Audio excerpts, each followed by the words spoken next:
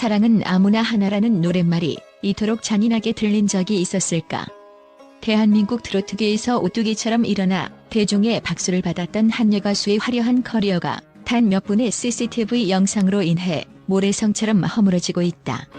2025년 12월 29일 연말에 따뜻한 분위기를 차갑게 얼려버린 이번 사건은 단순히 개인의 사생활 스캔들을 넘어 공인이 대중에게 보여주는 페르소나와 실제 삶 사이의 괴리가 얼마나 파괴적인 결과를 초래할 수 있는지를 보여주는 잔혹한 서사시다.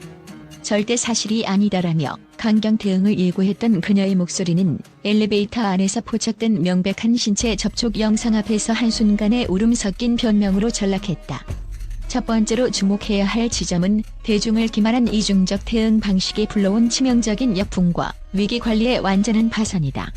초기 JTBC 사건 반장의 보도가 나왔을 당시 숙행 측은 명백한 허위 사실이며 법적 대응을 통해 진실을 밝히겠다는 공격적인 스탠스를 취했다. 이는 위기관리 이론에서 말하는 전략적 부정의 일환이었으나 문제는 그 부정이 사실에 기반하지 않았다는 점이다. 제보자 BCC에 따르면 숙행은 보도 전 이미 아내의 추궁에 단순히 친한 동생이자 동료일 뿐이라며 선을 그었고 심지어 소속사 명의의 내용 증명을 언급하며 피해자를 위협하기까지 했다. 이러한 강경노는 위기 상황을 잠재우기는커녕 제보자가 결정적 물증을 공개하게 만드는 촉매제가 되었다. 전문가들은 숙행의 초기 대응이 현대 엔터테인먼트 위기 관리의 최악의 수였다고 입을 모은다.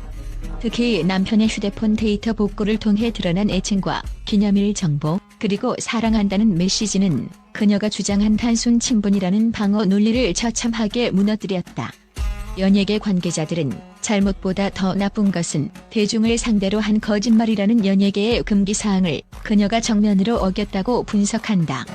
초기에 진실을 일부라도 시인하고 자숙의 태도를 보였다면 인간적인 실수로 참작될 여지가 있었겠으나 위협적인 태도에서 갑작스러운 피해자 코스프레와 눈물 호소로 급변한 태도는 대중에게 계산된 연기이자 감정 조작이라는 인상을 심어주며 회복 불가능한 신뢰 붕괴를 가져왔다.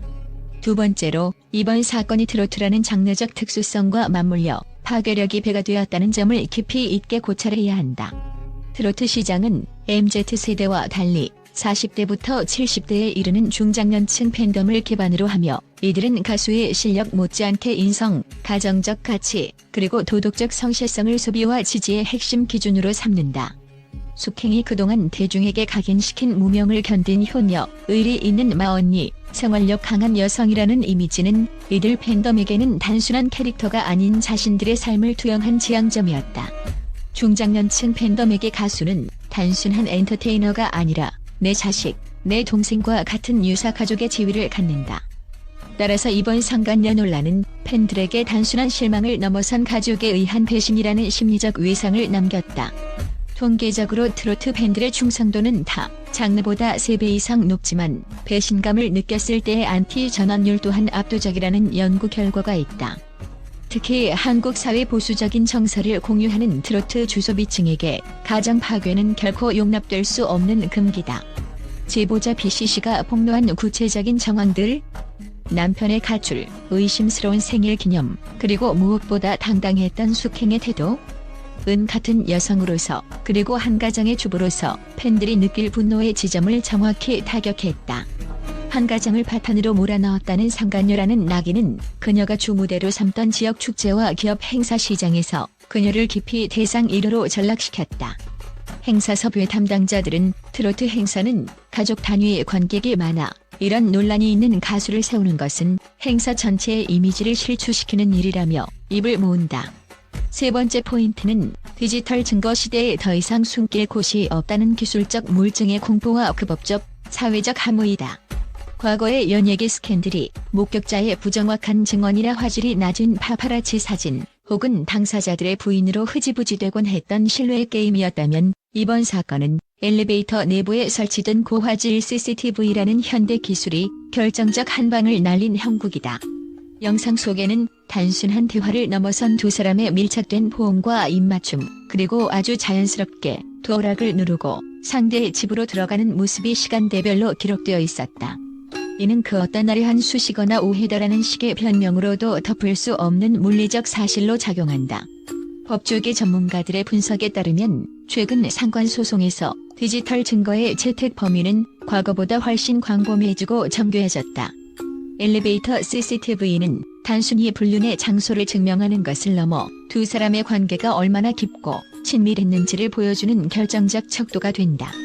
특히 숙행의 경우처럼 유부남인 줄 몰랐다, 혹은 사업적 파트너일 뿐이다라는 주장을 전면으로 무력화시키는 도구가 된다.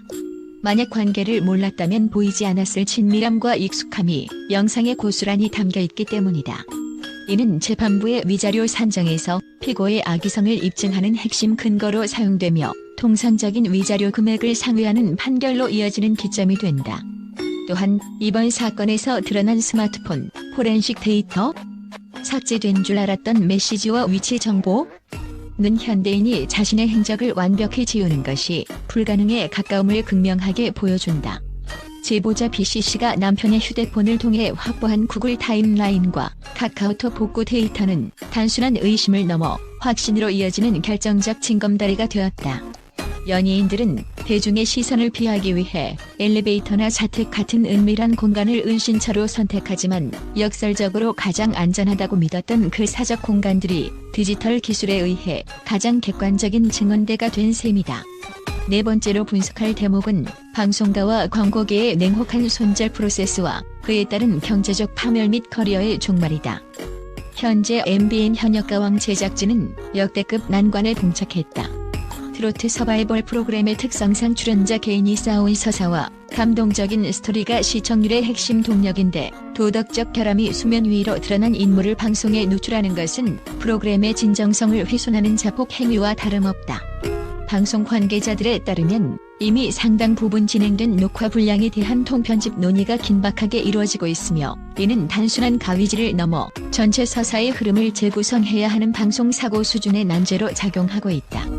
숙행을 중심으로 한 경연 무대와 리액션 컷을 모두 드러낼 경우 발생하는 제작비 손실과 품질 저하는 고스란히 방송사의 몫이 된다.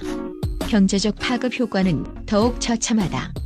광고 및 마케팅 전문가들은 이번 사태로 숙행이 지불해야 할 위약금 규모가 최소 수십억 원대에 이를 것으로 추정한다. 통상적인 연예인 전속 계약서 및 광고 모델 계약서에는 사회적 물의를 일으켜 브랜드 이미지를 실추시켰을 경우 모델료의 2에서 3배에 달하는 위약금을 배상한다는 품위유지 위반 조항이 명시되어 있다.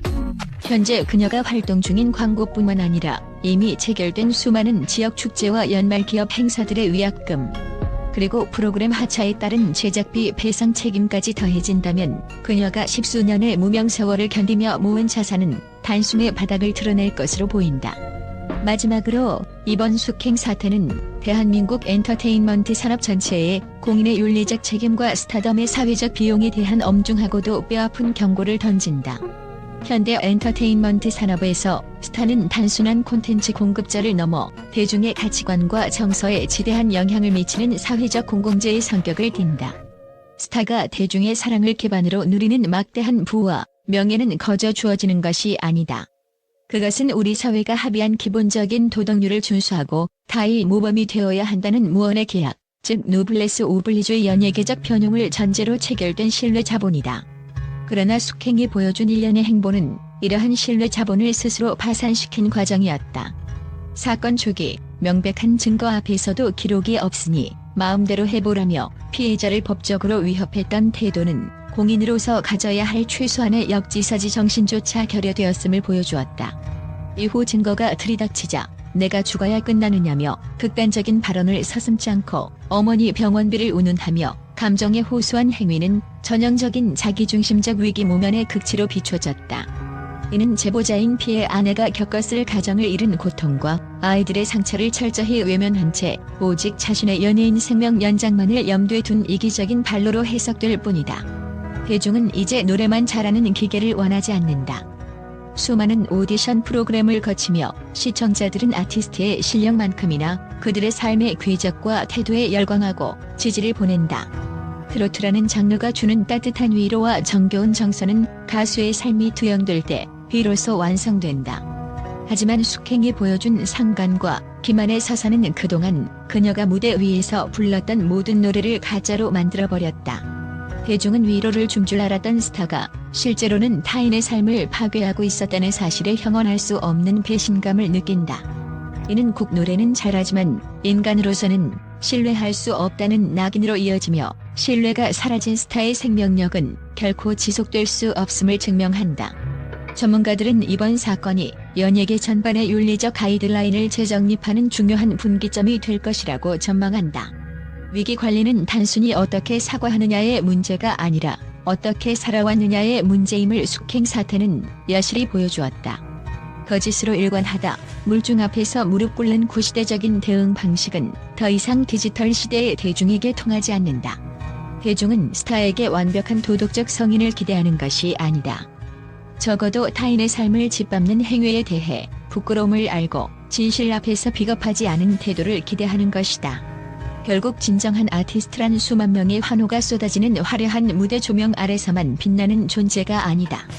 아무도 보지 않는 어두운 엘리베이터 안에서도 자신의 양심과 타인의 인격을 존중하며 스스로의 품격을 지킬 줄 아는 사람이어야 한다. 그 무게를 견디지 못하는 스타는 언제든 대중에 의해 그 자리에서 끌어내려질 수 있다는 사실을 우리는 목격하고 있다. 숙행의 사례는 앞으로 엔터테인먼트 산업에서 도덕성이 곧 생존을 위한 필수 기술임을 알리는 전례가 될 것이며 한순간에 그릇된 욕망과 오판이 어떻게 한 아티스트의 십수년 커리어를 처참한 몰락으로 기록하게 만드는지에 대한 가장 비극적인 마침표로 남을 것이다.